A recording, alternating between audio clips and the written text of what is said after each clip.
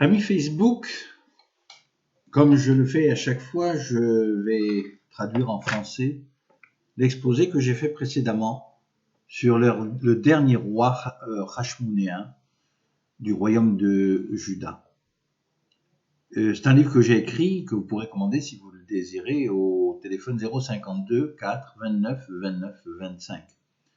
Je prends au hasard un passage et je vous lis un texte qui est en relation avec la fête d'aujourd'hui, qui commence aujourd'hui, la fête de Hanouka. La découverte de la grotte d'Abba, le prêtre, sur la colline de Miftar, à Jérusalem.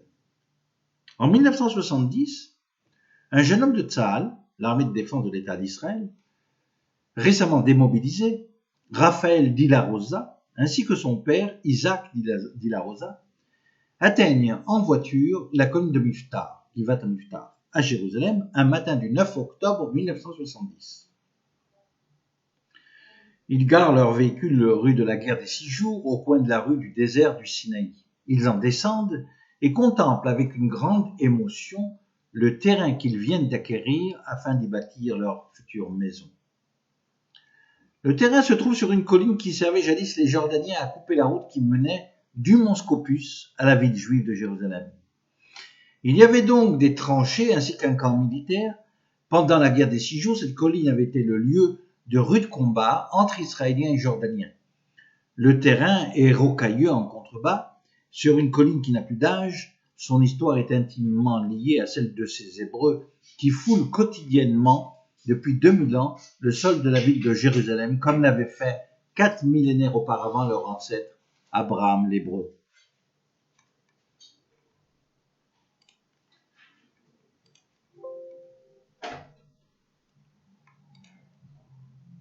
Un tracteur est sur place, il peine à dégager la rocaille, à étaler le sol pour creuser les fondations de leur future demeure.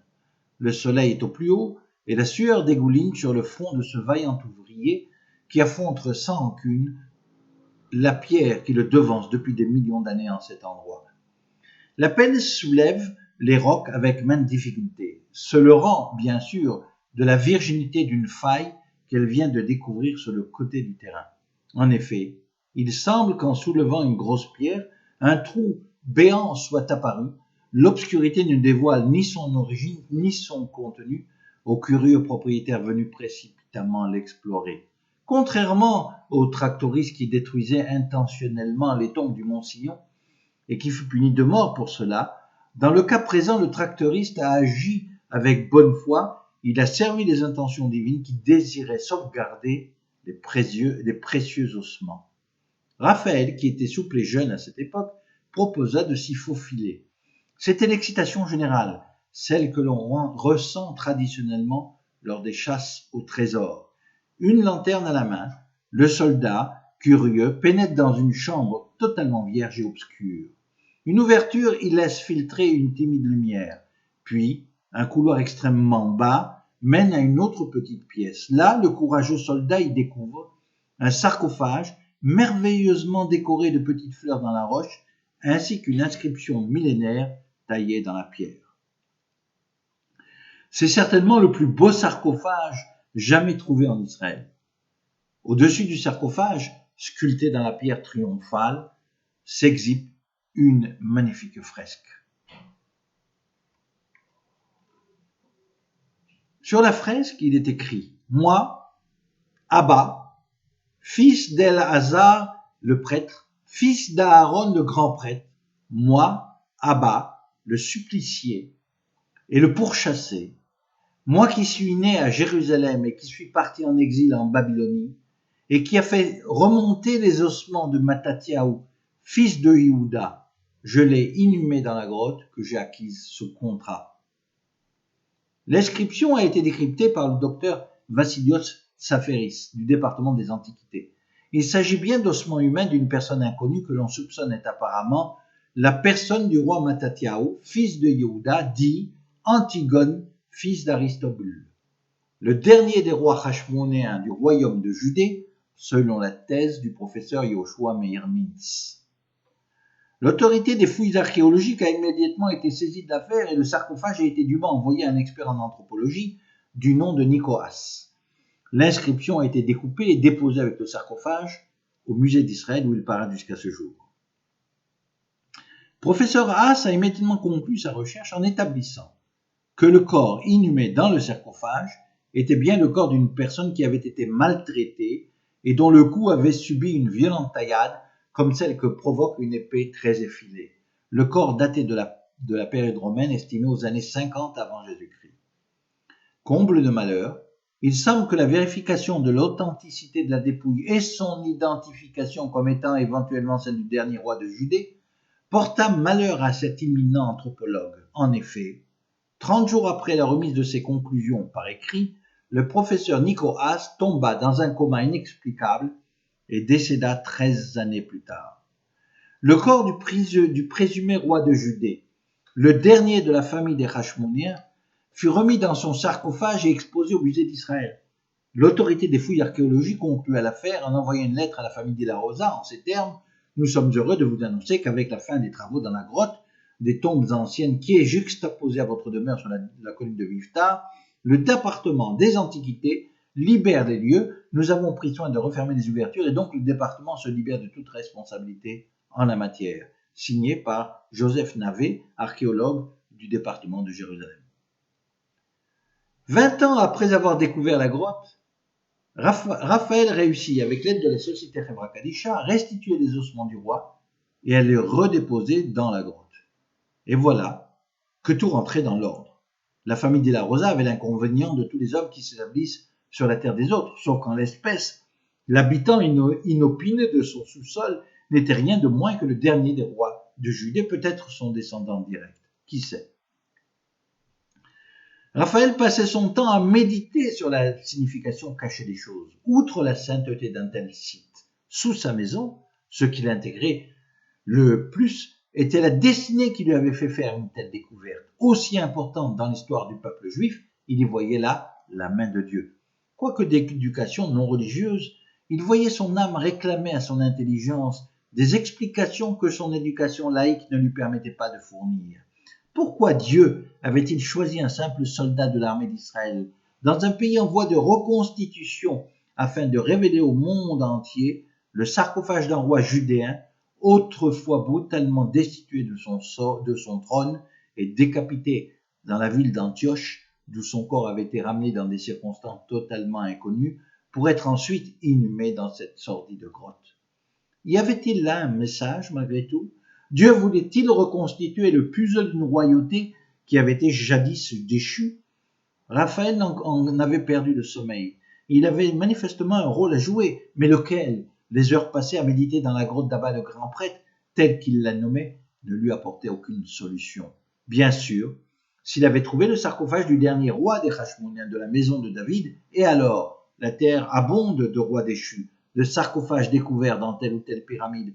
Que cela signifiait-il? 3 mois passèrent et Raphaël était sans cesse tourmenté par la pensée qu'il y avait peut-être dans cette affaire une importante réparation à faire, mais il ne savait pas laquelle.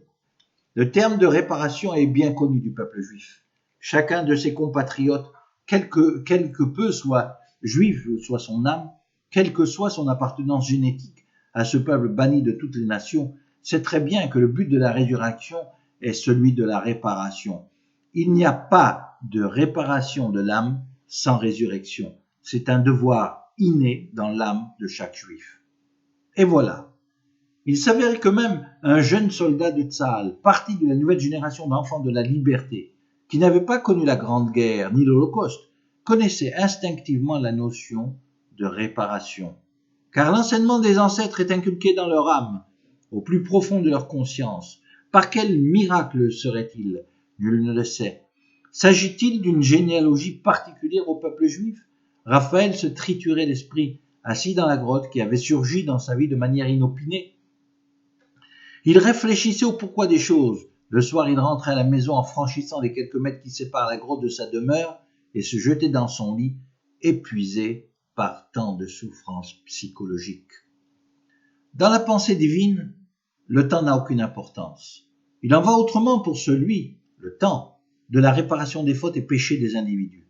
Car la repentance n'est ouverte que dans certaines circonstances et à certains moments de la vie ou de l'année. selon le cas. Les jours terribles, Kippour, tels que l'on nomme dans la religion juive, les jours qui passent entre le premier du mois d'Élul et le jour du grand pardon, en passant par le premier jour de l'an, sont une porte ouverte à la réflexion, au regret et au remords, ainsi qu'à la sincère repentance.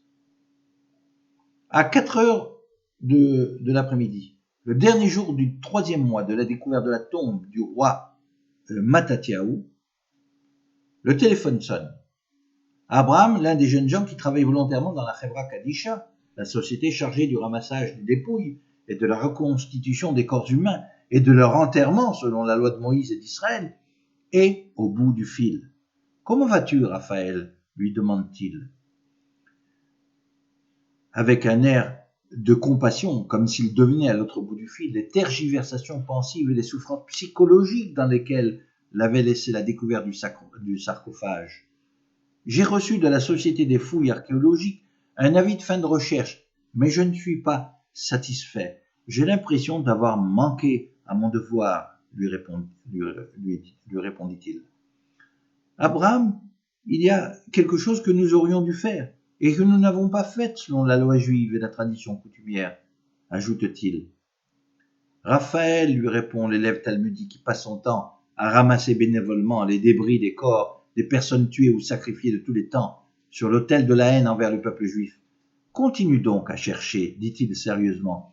Il doit y avoir une autre chambre ou un autre passage secret.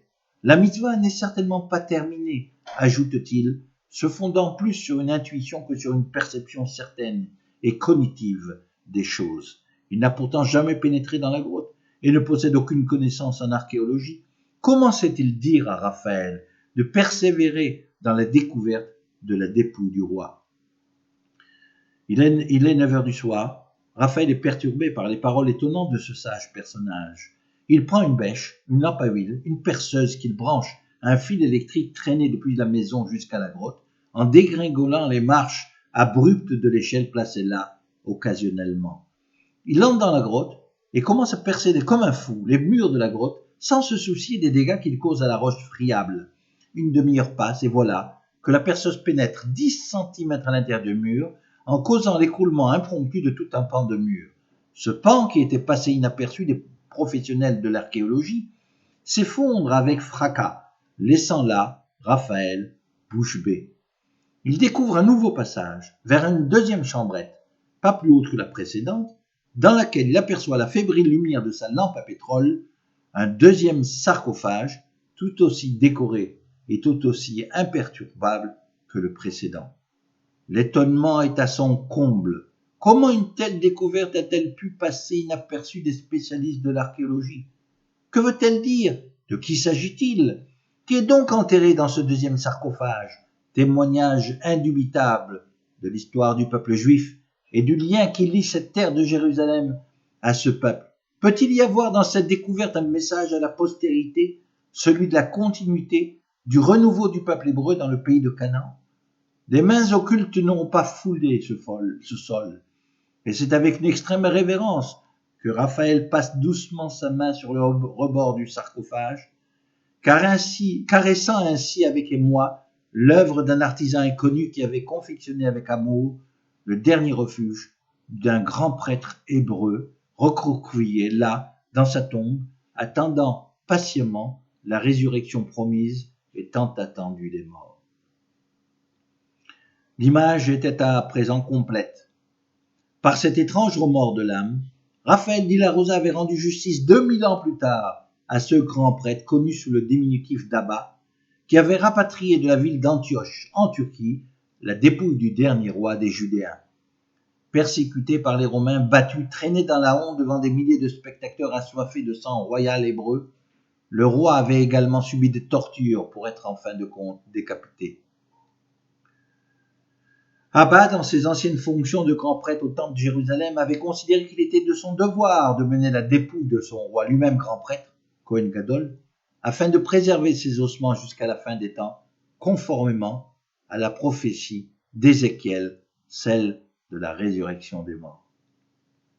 Je vous remercie, chers amis Facebook, je vous souhaite une belle fête de Hanouka et à bientôt.